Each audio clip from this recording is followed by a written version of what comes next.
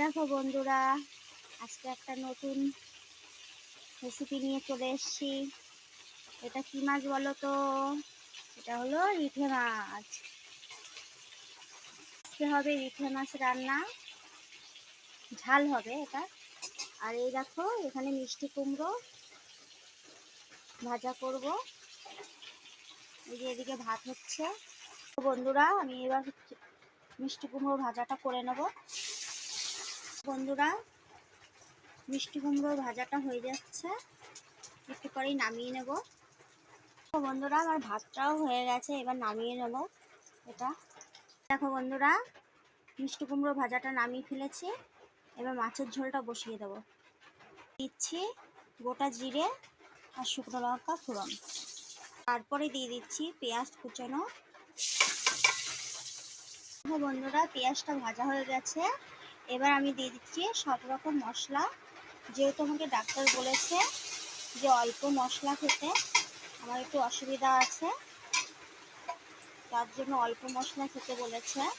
তারপর দিয়ে দিচ্ছি একটু জল, সামান্য একটু জল দিয়ে দিচ্ছি, কারণ মশলাটা একটু কষিয়ে নেব। এই দেখো বন্ধুরা, আমার মশলাটা কষানো হয়ে গেছে, আমি মাছটা দিয়ে দেবো এবার। তো তখন মাছটা ভেজে রেখেছিলাম, এটা এখন দিয়ে দিচ্ছি আমি। তো এখন একটু আমি সামান্য একটু জল দিয়ে দিচ্ছি, একটু নেড়ে এবার একটু ঢেকে দেবো। 5 মিনিট পর খুলবো। এবার একটু ঢেকে দিচ্ছি, এটাকে 5 মিনিট পর খুলবো। দেখো বন্ধুরা, 5 মিনিট পর আমি তুলে নিচ্ছি এটা।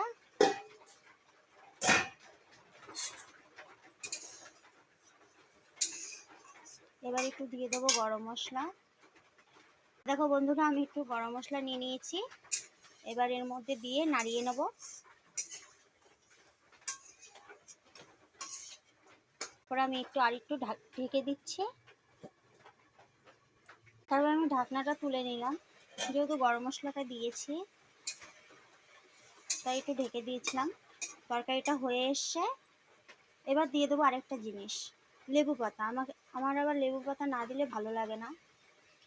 রিঠা মাছে সবসময় আমি লেবু পাতাই দিই, লোটে মাছ আনলে লোটে মাছেও দিই আমি, নয়তো আমার ভালো লাগে না। মাছের ঝালে একটু লেবু পাতা দিতেই হয়। ওটা হয়েই গেছে, এবার নামিয়ে নেব।